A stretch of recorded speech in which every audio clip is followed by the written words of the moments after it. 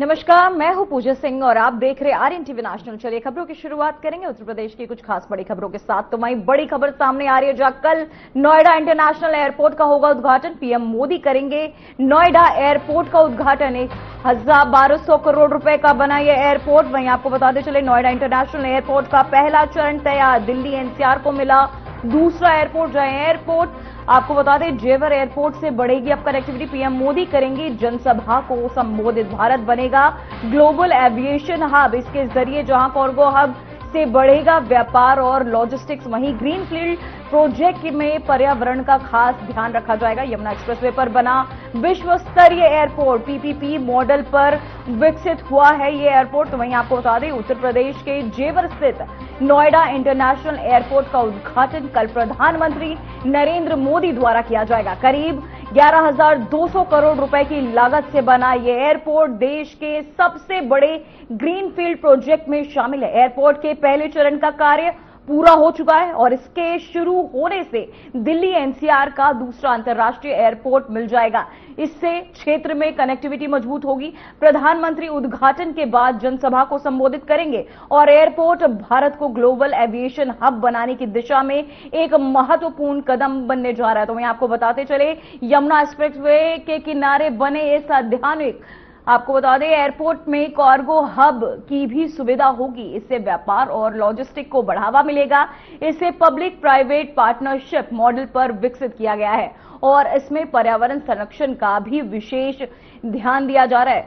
तो वहीं आपको बताते चले, एयरपोर्ट के बनने से लोगों में खुशी भी देखने को मिल रही, जिसका उद्घाटन पीएम नरेंद्र मोदी करेंगे उत्तर प्रदेश के। इसी खबर पर तमाम जानकारी के साथ हमारे संवाददाता अमन जुड़ चुके हैं। अमन, मैं जानना चाहूंगी, कल नोएडा इंटरनेशनल एयरपोर्ट का उद्घाटन नरेंद्र मोदी करने जा रहे हैं। इसे देश के एविएशन सेक्टर में कितना अहम माना जा रहा है? देखिए पूजा, जिस तरीके से अगर बात की जाए तो प्रधानमंत्री नरेंद्र मोदी कल नोएडा के जेवर एयरपोर्ट का उद्घाटन करेंगे। लगभग 11 से 11:30 बजे का जो वक्त है वो निर्धारित किया गया है कि प्रधानमंत्री उसका उद्घाटन करेंगे। साथ ही साथ उत्तर प्रदेश के राज्यपाल आनंदीबेन पटेल की बात की जाए, केंद्रीय उड्डयन मंत्री की बात की जाए, चाहे मुख्यमंत्री योगी आदित्यनाथ की बात की जाए, तो लगातार जो सभी वीआईपी डेलीगेट्स है वो भी मुख्यमंत्री प्रधानमंत्री के साथ रहेंगे। जिस तरीके से अगर बात की जाए, ये देश का एक बड़ा एयरपोर्ट बन चुका है, जिसका कल प्रधानमंत्री के हाथों से जिसका शुभारंभ होगा। वहीं अगर बात की जाए इस पूरे जेवर एयरपोर्ट को बनने से लेकर उसके उद्घाटन तक एक बड़ा कयास लगाया जा रहा था कि जिस तरीके से उत्तर प्रदेश में हाई कनेक्टिविटी बढ़ रही, तो कहीं ना कहीं उत्तर प्रदेश में जो इंफ्रास्ट्रक्चर है वो कहीं ना कहीं एक बिल्डिंग फेज में जा रहा है। तो कहीं ना कहीं उसका एक जीता जाता नमूना है कि कल जो बड़ा एयरपोर्ट है उसका उद्घाटन हो प्रधानमंत्री मोदी करने जा रहे हैं। और साथ ही साथ इसमें पूजा ये समझने की बात है कि जेवर एयरपोर्ट की जो विशेषताओं की बात की जाए तो कहीं ना कहीं ग्रीनरी को पूरी तरीके से इसको रखा गया है, क्योंकि हर प्रोजेक्ट में एक विशेषता होती है। और कहीं ना कहीं इस प्रोजेक्ट की अगर विशेषताओं की बात की जाए तो ये अगर आप किसी को एयरपोर्ट जाना है तो उसके लिए भी एक ग्रीनरी से बड़ा एक लेन बनाया गया। और कहीं ना कहीं किसी भी तरीके की कोई जिस तरीके से पेड़ों को हानियां लगातार पहुंचाई जा रही हैं लोगों द्वारा, इस प्रोजेक्ट में किसी भी पेड़ को हानि नहीं पहुंचाई गई है। तो ग्रीनरी को पूरी तरीके से इस प्रोजेक्ट के अंडर में रखा गया और कहीं ना कहीं बड़ा बदलाव है इंफ्रास्ट्रक्चर डेवलपमेंट में कि उत्तर प्रदेश लगातार एक बेहतर ग्रोथ इंजन के रूप में काम कर रहा है। और कहीं ना कहीं उत्तर प्रदेश में जो जिस तरीके के प्रोजेक्ट लगातार बनाए जा रहे हैं वो कहीं ना कहीं एक बड़ी उपलब्धि उत्तर प्रदेश के लिए भी नजर आ रही है। पूजा जी, अमन, क्या उद्घाटन के साथ ही यहाँ से फ्लाइट ऑपरेशन भी शुरू हो जाएगा? देखिए, अगर फ्लाइट ऑपरेशन की बात अगर की जाए पूजा, तो लगभग जो 20 दिन पहले से जो टिकट है वो फिलहाल बुकिंग उसकी है। और वही जिस तरीके से अगर बात की जाए प्रधानमंत्री के दौरे के साथ साथ जिस तरीके से जो एक बड़ा प्रोजेक्ट माना जा रहा था, तो कहीं ना कहीं जो लोगों के बीच में जो रुचि है कहीं ना कहीं वो बढ़ती जा रही। तो लगभग 20 दिन पहले से जो टिकट की बुकिंग थी वो शुरू हो गई है और कहीं ना कहीं शहरों को भी निर्धारित किया गया है कि किस तरीके से इस जो लोग हैं वो किस तरीके से अपने टिकट को बुक करेंगे। तो साफ तौर पर जेवर एयरपोर्ट का एक बड़ी संभावना है कि एक बड़ा एयरपोर्ट बन करके उभरेगा। और जिस तरीके से अगर बात की जाए तो लोगों में एक बेहतर रुचि है कि वो देश विदेश की जो फ्लाइट है वो लगातार बुक कर रहा है। कहीं ना कहीं 20 दिन पहले जो टिकट बुकिंग की जो शिला थी वो फिलहाल रख दी गई थी और लगातार लोग ऑनलाइन और ऑफलाइन माध्यम से लगातार जो टिकट है उसकी बुकिंग कर रहे हैं। पूजा जी, अमन, मैं जानना चाहूंगी क्या ये airport Indira Gandhi international airport का दबाव कम करेगा?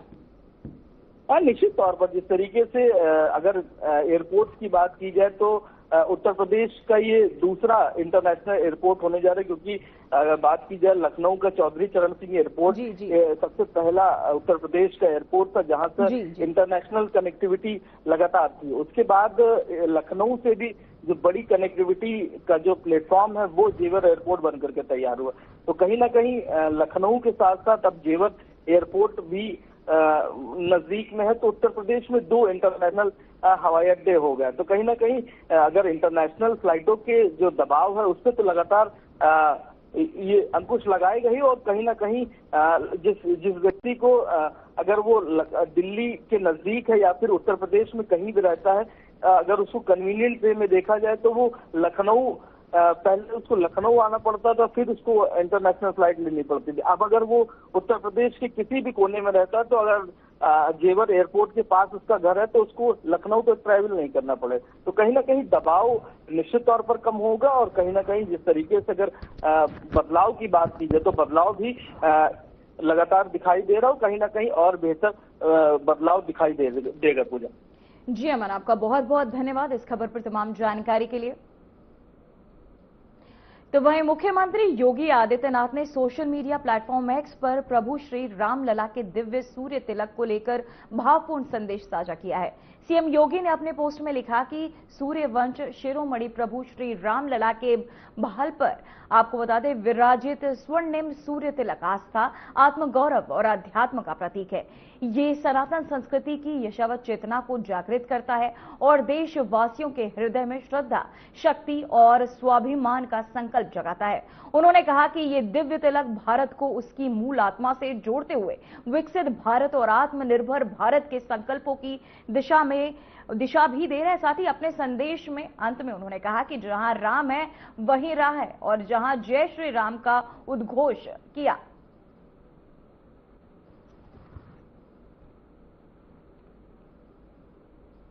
तो वहीं चैत्र नवरात्रि के पावन नवमी तिथि के अवसर पर गोरखनाथ मंदिर में भव्य कन्या पूजन का आयोजन किया गया।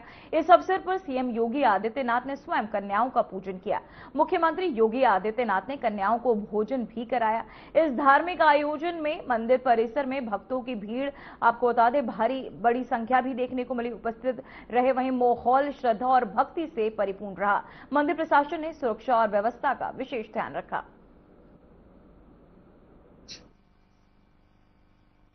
चैत्र शुक्ल नवमी है,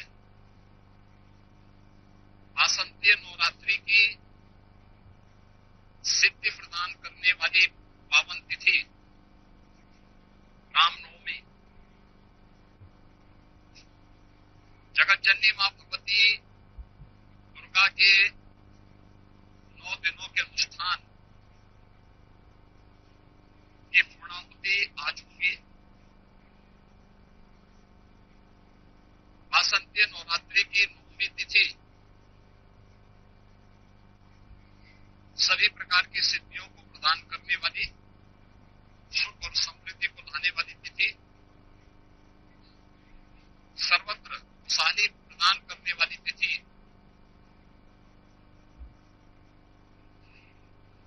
मैं इस अवसर पर पूरे प्रदेशवासियों को वासंतीय नवरात्रि की हृदय से बधाई देता हूं। सबके जीवन में जगतजननी मां भगवती की कृपा सदैव बनी रहे। उनके व्यक्तिगत जीवन में में, पारिवारिक जीवन में, समाज और राष्ट्र में सर्वत्र खुशहाली हो, समृद्धि हो, इसकी शुभकामनाएं मैं पूरे प्रदेशवासियों को देता हूं। वासंतीय नवरात्रि की 9वीं तिथि पर मर्यादा पुरुषोत्तम तुलसी राम का पावन जन्मोत्सव भी रामनवमी के रूप में मनाया जाता है। मर्यादा पुरुषोत्तम तुलसी राम भारत के सनातन धर्म की परंपरा में भारतीय जीवन पद्धति के एक अत्यंत पवित्र आदर्श के रूप में हर सनातन धर्मावलंबी के लिए, हर भारतीय के लिए सदैव से प्रेरणा रहे हैं। जीवन के किसी भी क्षेत्र का वह व्यक्ति क्यों न हो, उस क्षेत्र की आदर्श और उसकी मर्यादाएं क्या हैं, प्रभु श्री राम का आदर्श जीवन चरित्र इस बात की प्रेरणा प्रदान करता है। तो वहीं एक और बड़ी खबर सामने आ रही है, जहां सीएम योगी आदित्यनाथ ने दिए निर्देश, प्रदेश में हो रही बारिश को लेकर दिए निर्देश। डीएम करे फसलों के नुकसान का तत्काल आकलन, राहत आयुक्त फील्ड के अधिकारियों से रखे समन्वय। तो यहां आपको बताते चले, योगी आदित्यनाथ ने प्रदेश में हो रही बारिश को लेकर सभी अधिकारियों को सतर्क रहने के निर्देश दिए। उन्होंने सभी जिलाधिकारियों को फसलों के नुकसान का तत्काल आकलन करने और प्रभावित किसानों को जल्द राहत पहुंचाने के आदेश दिए हैं। साथ ही राहत आयुक्त को फील्ड अधिकारियों के साथ लगातार समन्वय बनाए रखने को भी कहा गया है, ताकि किसी भी आपदा की स्थिति में आपको बता दें त्वरित कार्यवाही सुनिश्चित की जाए। तो वहीं आपको बताते चले, सीएम योगी आदित्यनाथ ने दिए निर्देश, प्रदेश में हो रही बारिश को लेकर दिए निर्देश। साथ ही डीएम करे फसलों के नुकसान का तत्काल आकलन। ये आपको बता दें सीएम के निर्देश जो है दिए हैं। वहीं आपको बता दें योगी आदित्यनाथ ने प्रदेश में हो रही बारिश को लेकर अधिकारियों को सतर्क रहने के निर्देश दिए। उन्होंने सभी जिलाधिकारियों को फसलों के नुकसान का तत्काल आकलन करने और प्रभावित फसलों को जल्द राहत पहुंचाने के आदेश, किसानों को राहत पहुंचाने के अधिकारियों को निर्देश भी दिए हैं।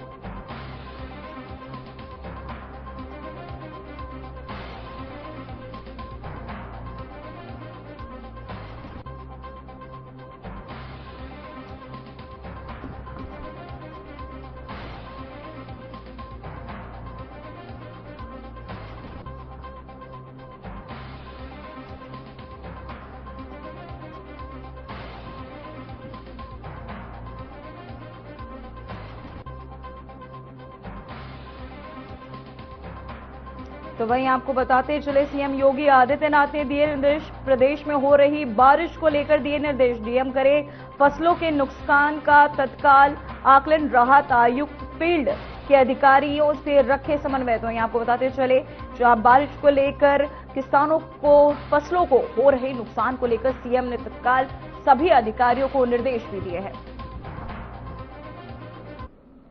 तो वहीं डिप्टी सीएम केशव प्रसाद मौर्य ने पेट्रोल डीजल पर एक्साइज ड्यूटी में कटौती को लेकर केंद्र सरकार की सराहना की है। उन्होंने कहा कि प्रधानमंत्री नरेंद्र मोदी ने मध्य पूर्व में ईंधन आपूर्ति से जुड़े संकट के बीच कूटनीतिक प्रयासों से स्थिति को संभाला। उनके अनुसार ईरान ने भारत के जहाजों को बिना किसी रोक टोक आने की अनुमति दी, जिससे आपूर्ति प्रभावित नहीं हुई। मौर्य ने बताया कि अंतर्राष्ट्रीय स्तर तेल और गैस के दाम बढ़ने के बावजूद भारत सरकार में उपभोक्ताओं पर बोझ नहीं बढ़ने दिया गया। नरेंद्र मोदी जी ने जो मिडिल ईस्ट का एक संकट खड़ा हुआ है, जिसके कारण से भारत में पेट्रोलियम पदार्थों को लाने की, गैस लाने की जो समस्या खड़ी हुई थी, पहले तो उन्होंने जो एक कूटनीतिक प्रयास सफलतापूर्वक किया और ईरान ने भारत के जितने भी जहाज हैं बिना रोक टोक के उनको भारत आने देने के लिए सहमति दी। ये भारत की विदेश नीति, माननीय प्रधानमंत्री जी के जो वर्ल्ड लीडर की एक छवि है, उसको दर्शाता है कि इस बीच में से वो रास्ता निकाल करके देश के लिए लेकर आए। क्रूड ऑयल के रेट बढ़े हुए हैं, और क्रूड ऑयल के रेट बढ़े होने के बाद दुनिया के हर देशों के समाचार भी आप सबके माध्यम से हम लोग देखते हैं। कहीं 100 रुपए लीटर बढ़ गया है, कहीं 50 रुपए लीटर बढ़ गया है। तेजी से दाम बढ़े हैं डीजल, पेट्रोल के, गैस के। लेकिन भारत सरकार ने जो सबसे बड़ा काम किया, एक भी पैसे की कोई बढ़ोतरी नहीं किया। और आज जो एक्साइज ड्यूटी पेट्रोल में 10 रुपए लीटर की जो कटौती की है, और डीजल में जो 10 रुपए लीटर ही लगता था पूरा एक्साइज, उसको पूरा जीरो किया है। इसकी जितनी प्रशंसा किया जाए वह कम है। देश के आदरणीय प्रधानमंत्री जी ने संसद में कहा था, हमारे लिए देश और देशवासी सर्वोपरि हैं। तो उसी की ये मिसाल है। पिछले दिनों आप सब लोगों ने देखा जीएसटी स्लैब कितना परिवर्तित किया, उसके कारण देशवासियों को उसका बहुत सारा फायदा मिला। आज जब वैश्विक संकट है, ऐसे समय में डीजल और पेट्रोल के अंदर जो एक्साइज ड्यूटी लगती थी, उसको पेट्रोल में 10 रुपए और डीजल में पूरा 10 रुपए जो कम किया गया है, उसका मैं स्वागत करता हूं और माननीय प्रधानमंत्री जी का हृदय से आभार प्रकट करता हूं, धन्यवाद देता हूं उत्तर प्रदेश की 25 करोड़ जनता जनार्दन की ओर से। और देश, भारत सरकार के माननीय प्रधानमंत्री जी के नेतृत्व में जो फैसला हुआ है, इसका स्वागत करता है। बहुत अच्छा लगा है इस फैसले को सुनने के बाद कि देशवासियों के ऊपर डीजल और पेट्रोल के दामों में वृद्धि करके जो बोझ आने वाला था, सरकार ने वह जिम्मेदारी अपने ऊपर ली।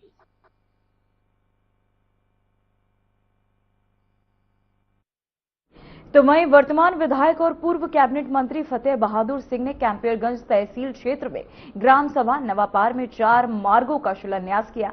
जनता के बीच उन्हें विकास पुरुष के नाम से जाना जाता है। शिलान्यास के दौरान विधायक फतेह बहादुर सिंह ने कहा, क्षेत्र का विकास करना मेरी पहली प्राथमिकता है। जनता के कल्याण और सड़क संपर्क को बेहतर बनाना हमेशा मेरा उद्देश्य रहेगा। विधायक ने इस अवसर पर जनता को भरोसा दिलाया कि देश में पर्याप्त मात्रा में घरेलू गैस सिलेंडर, डीजल और पेट्रोल उपलब्ध है और अफवाह फैलाने वालों के खिलाफ कड़ी कार्रवाई की जाएगी।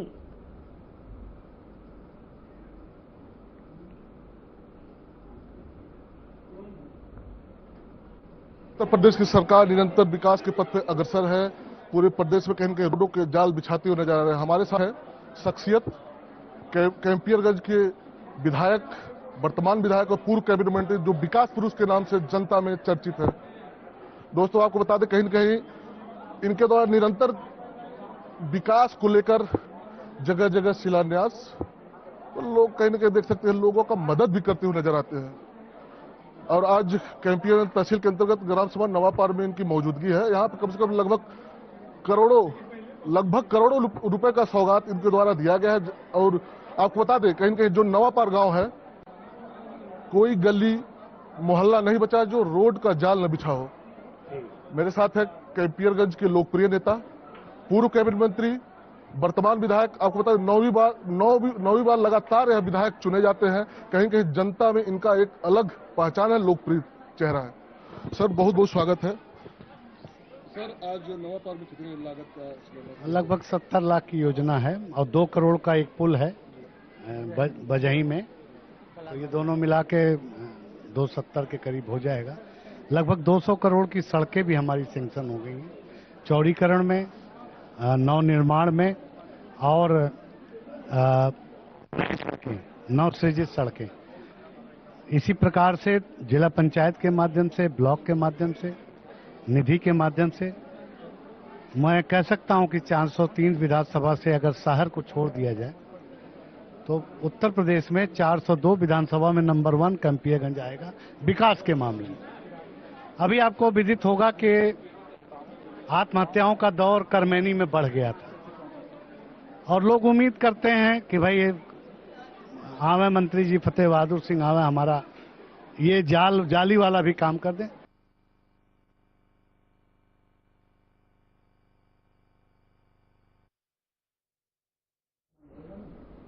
और अब बात करेंगे मिडिल ईस्ट में जारी युद्ध के कारण अंतर्राष्ट्रीय तेल आपूर्ति प्रभावित होने की खबरों के बीच उत्तर प्रदेश में पेट्रोल और डीजल की लंबी कतारें देखने को मिली। ये तस्वीर अलग अलग जगहों से है, जहां राजधानी लखनऊ के गोमती नगर समेत कई इलाकों में लोग अपनी बारी का इंतजार करते नजर आए।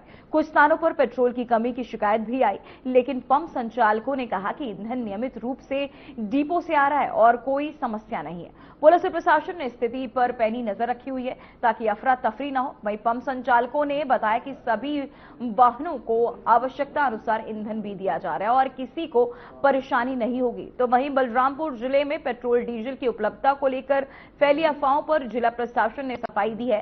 प्रशासन ने कहा है कि जिले में पर्याप्त मात्रा में ईंधन उपलब्ध है और 2 पहिया, 4 पहिया तथा बड़ी गाड़ियों को नियमित रूप से ईंधन दिया जा रहा है। कुछ लोग बड़ी मात्रा में ईंधन लेने पहुंचे, जिससे सीमित वितरण लागू किया गया। प्रशासन और पंप प्रबंधन के लोगों से अपील की है कि अफवाहों पर ध्यान न दें और केवल जरूरत के अनुसार ईंधन लें।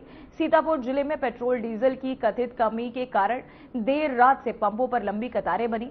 2 पहिया वाहनों को केवल 100 रुपए तक पेट्रोल दिया जा रहा है, जबकि कार और कमर्शियल वाहनों को 500 से 1000 रुपए तक ईंधन मिल रहा है। इससे ग्रामीण इलाकों में किसान और व्यापारी प्रभावित हो रहे। जिलाधिकारी और एसपी ने मौके पर निरीक्षण कर स्थिति का जायजा लिया। प्रशासन ने साफ किया कि जिले में पेट्रोल और डीजल की कोई वास्तविक कमी नहीं है और आपूर्ति पूरी होगी। वहीं लोगों से अपील की गई है कि अफवाहों पर ध्यान न दें और सामान्य तरीके से ही ईंधन लें।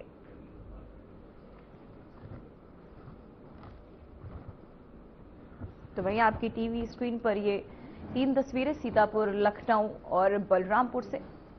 को यह मैं एश्योर कराना चाहता हूं कि जनपद में फ्यूल अर्थात पेट्रोल और डीजल की कोई कमी नहीं है। विभिन्न अफवाहों या इंफॉर्मेशन के कारण परसों से जनपद में हर पेट्रोल पंप पर पैनिक बाइंग शुरू हुई थी। लोगों को ये लग रहा है कि फ्यूल खत्म होने वाला है, इसलिए बड़ी संख्या में, बड़ी मात्रा में लोगों ने फ्यूल खरीदना शुरू कर दिया। कल जनपद में सामान्य दिनों की अपेक्षा 3.5 से 4 गुना ज्यादा खपत हुई है। उसके बाद भी हमने सप्लाई चेन मेंटेन की हुई है। मैं यह विश्वास दिलाना चाहता हूं कि फ्यूल की कमी की कोई स्थिति नहीं है। जनपद में वर्तमान में 3 दिन का स्टॉक हर पेट्रोल पंप के पास में उपलब्ध है मिला करके, और अगले 3 दिन का स्टॉक जो है, जितनी खपत होती है, वो ट्रांजिट में है, अर्थात जो गाड़ियां डिपो से आती हैं उनमें है। इसके दृष्टिगत यह स्पष्ट है कि जनपद में कोई कमी नहीं है फ्यूल की। मेरा आप सभी जनपद वासियों से सादर अनुरोध है कि कोई पैनिक बाइंग ना करें। अगर आप पैनिक बाइंग नहीं करेंगे और सामान्य रूप से जिस प्रकार से फ्यूल लिया जाता है, बिना भीड़ लगाए सामान्य रूप से आप फ्यूल लेंगे, तो हमें पूरा विश्वास है कि अगले 24 से 48 घंटे में यह स्थिति और सुधर जाएगी। जिला प्रशासन का पूरा प्रयास है कि यह स्थिति सामान्य रहे। हर 3 घंटे में हम स्टॉक की मॉनिटरिंग कर रहे हैं और यह पूरा विश्वास है कि किसी कमी की स्थिति नहीं आएगी।